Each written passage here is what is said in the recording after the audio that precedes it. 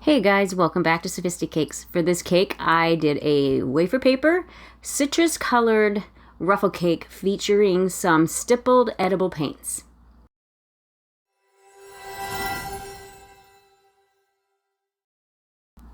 So the first thing we got to do is we have to get our cake ready. I did a 3-tiered cake, but 2 of these tiers are real cake and 1 tier is actually a fake cake, which is a nice option to have if you want a taller cake, but you don't need all those servings.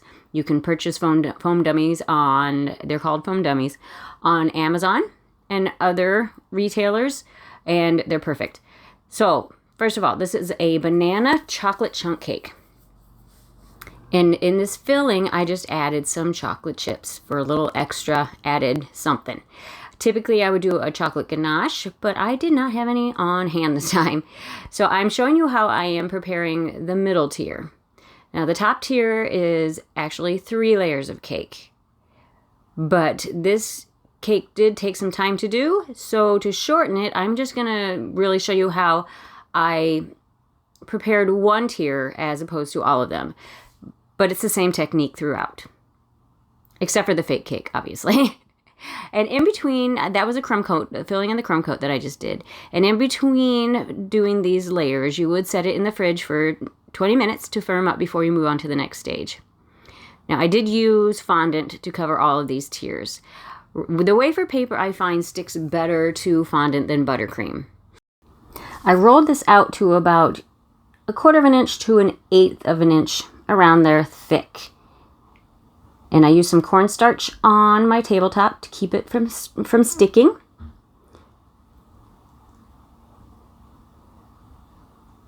And stretch it out as far as you need it without getting it too thin. Now I'm going to wrap it over my roller to transfer it onto the cake. For your larger tiers, it helps to do that. Instead of trying to pick it up and stretch it as you're moving it over. And then I'm using my smoother to push out, and my hand to push out any air bubbles that might be trapped in there.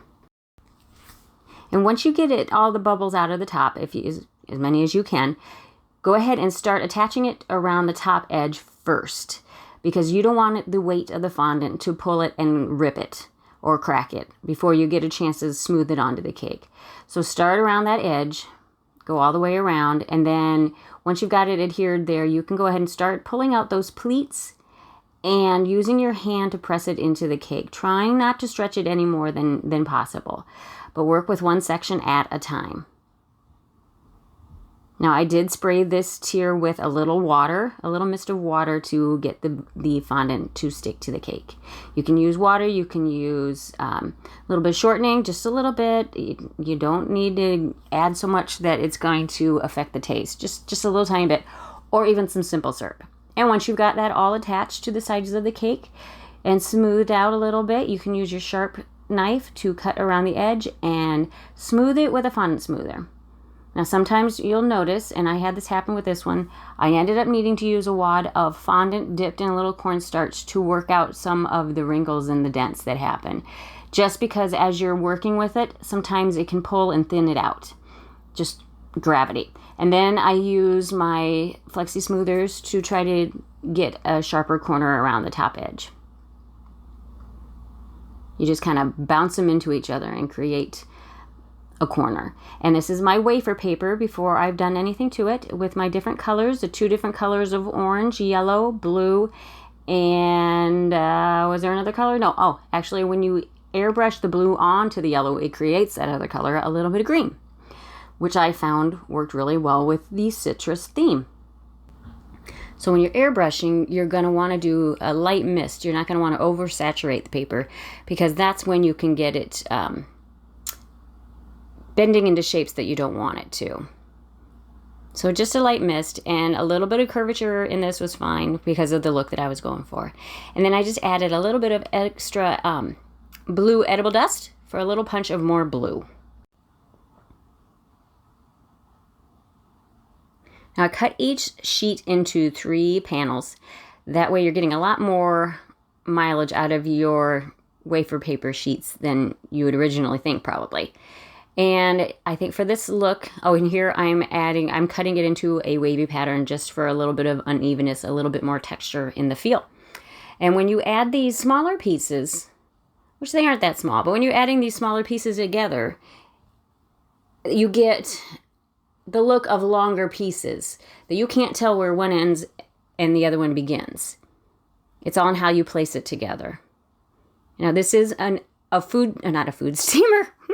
This is a clothing steamer that I'm using just to add a little bit of moisture to them, just so that they're flexible. You can tell when you are steaming these when they're starting to kind of give a little bit.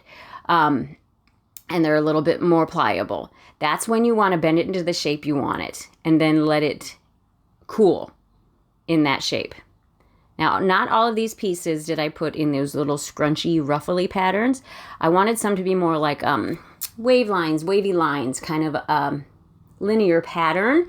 So I steamed them, and then I just kind of held them in a position and let them cool. And then I pieced them together. And here they are, all ready to be applied to the cake.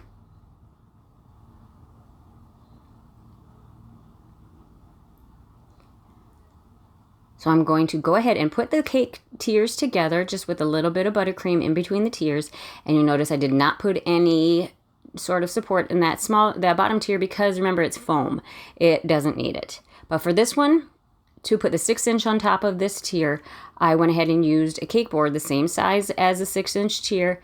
On the fondant, you can push it down and imprint the pattern, the circumference of it, so you know where to place either your straws or your wooden dowels, whatever system you like to use to support your cakes. And I'm just marking where I'm going to put those so that they're evenly spaced throughout. And I had put one in and took it out and cut it, marked it, took it out and cut the rest of the straws to the same height prior to this. So here I'm just putting them in. And they should all be the same height. Add a little more buttercream. And then, yes, I'm picking that up because just on the sides, because I had chilled it for about 10-15 minutes. Then I'm using some piping gel to stick the wafer paper onto the cake. Now you'll see that the cake is a little shiny because, yes, it was in the refrigerator for a little bit, but not too long to where it was going to get chilled enough and make it drip. It was just tacky. And in this technique, that can only help. You don't want it wet. You want it tacky. Because I will admit, it is kind of hard to get these pieces to stick to the cake.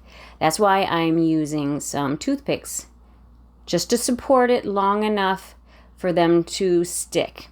Once they're secure on there, after sitting there for a while, you take the toothpicks back out very carefully. You kind of twist them as you pull them out because you don't want them to pull the wafer paper out with it. Twist them, hold the paper with one hand, twist it with the other, and gently remove them. Sorry, my big head's getting in the way there.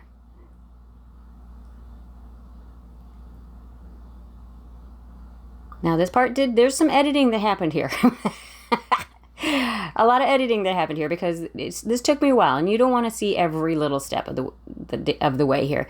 You just want to kind of see the progression as it happens. And you will notice that the lighting changed because I went into the evening. I had to take a break, do something with the kids, and come back to it. So now I'm going to add these wires. These are just floral wires. These are just for a little accent.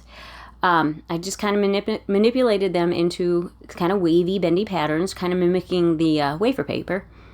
And I'm going to paint them with some of my gold paint that I use. It's not mine. Anybody can use it, claim it as mine.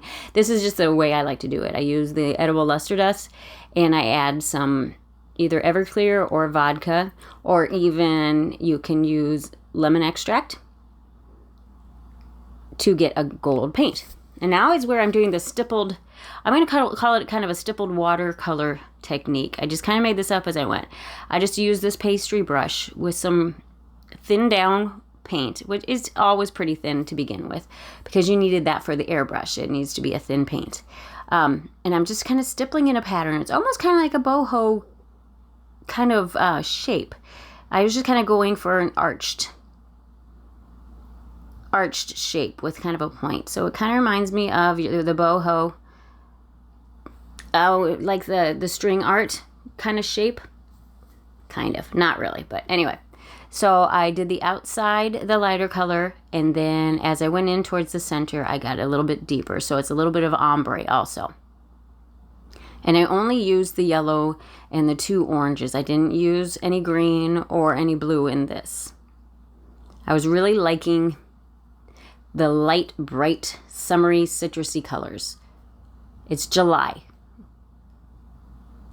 And I'm trying to branch out in colors more. And this to me just seemed yummy.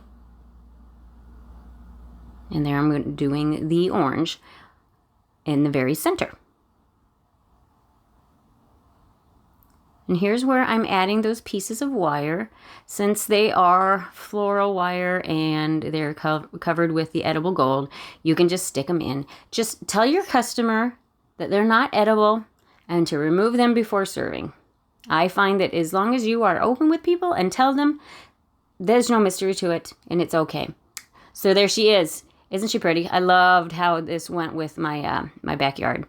Anyway, I hope you enjoyed the video. Please let me know if you have any questions or comments. Please share, like, comment, do everything that we need to do. And we'll catch you the next time. Thanks, guys. Bye.